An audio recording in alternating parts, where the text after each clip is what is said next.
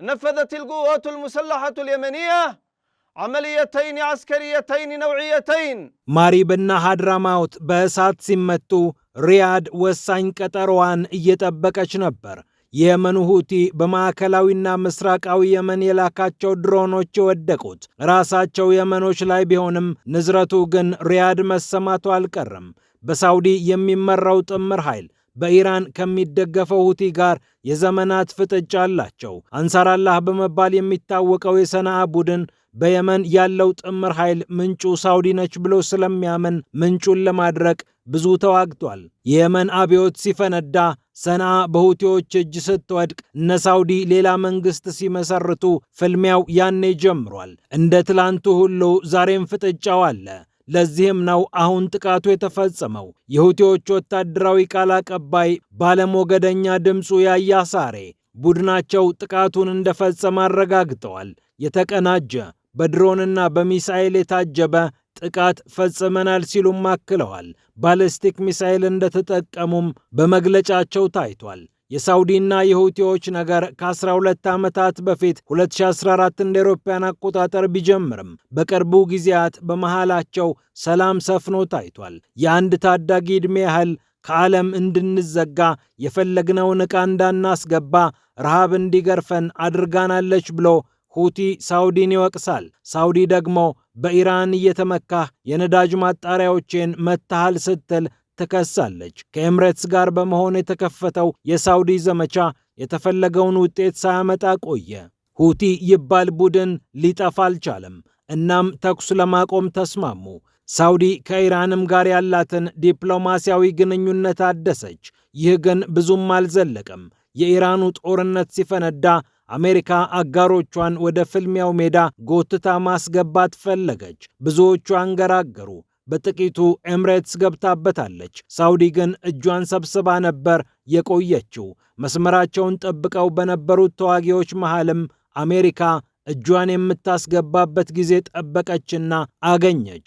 ሳውዲ ድንገት በሰነዓ አየር ማረፊያ ላይ ጥቃት ስትፈጽም ነገሮች ተበላሹ።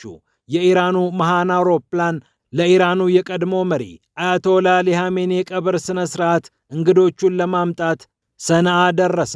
ተሳፋሪዎቹንም አጓጉዞ ከየመን ወጣ።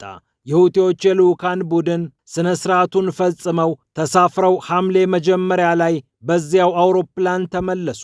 ያኔ ግን ያልተጠበቀ የቦምብ ዝናብ በሰነዓ አየር ማረፊያ ላይ ዘነበ።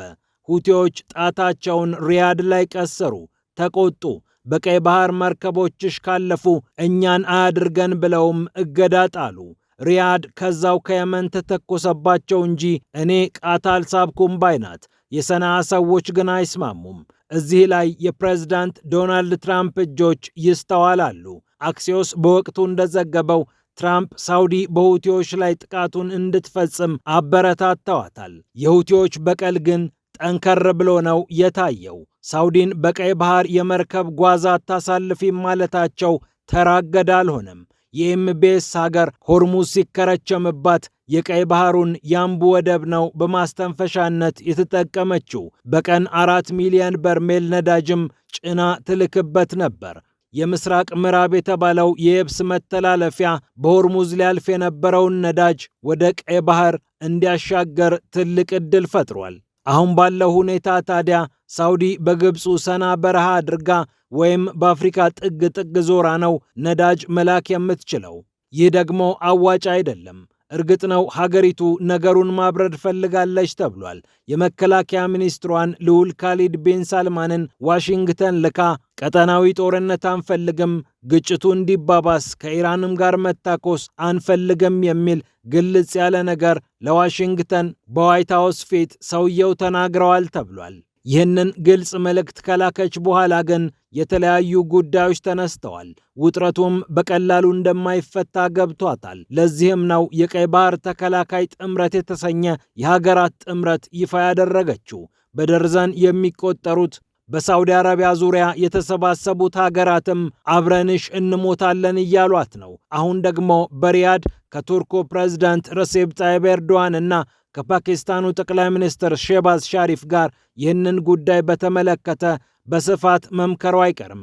ባለ ኒውክሌሯ ፓኪስታን፣ ባለ ድሮኗ ቱርክ እና ባለ ነዳጇ ሳውዲ አረቢያ የሶስትዮሽ ወታደራዊ ጥምረት እንደሚመሰርቱም ተወርቷል። ሲኤንኤን እና ጋርዲያን ደግሞ የለም ሳውዲ ከሁቲዎች ጋር እጇን ጠቅልላ ልትገባበት አቅዳለች ይላሉ።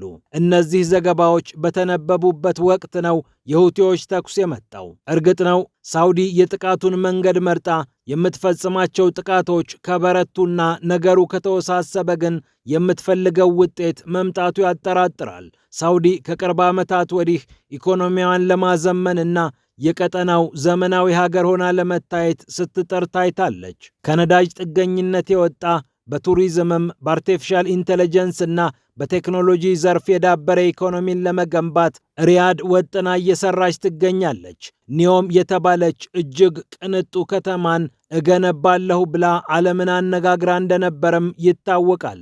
ዛሬ በግጭት የተወጠረውን ቀይ ባህር ዘናጭ እንግዳ ማረፊያዎችን ሰርታበት ብዙ ሀብት ልትሰበስብበት ስታቅድም ነበር። እዚህ ላይ ነው እንግዲህ የጋዛው ጦርነት፣ ያንን ተከትሎም የኢራኑ ፍልሚያ የተከሰተው። አሁን ደግሞ ሁቲዎች የቀጠናውን ጉልበተኝነታቸውን ለማሳየት ተነስተውባታል። በማሪብና ሀድራማውት የእርሷ ኃይሎች ቢመቱም እርሷ ግን በቀጥታ እሳቱ ሪያድ ላይ ሆና ሲግለበለብ ትመለከተዋለች።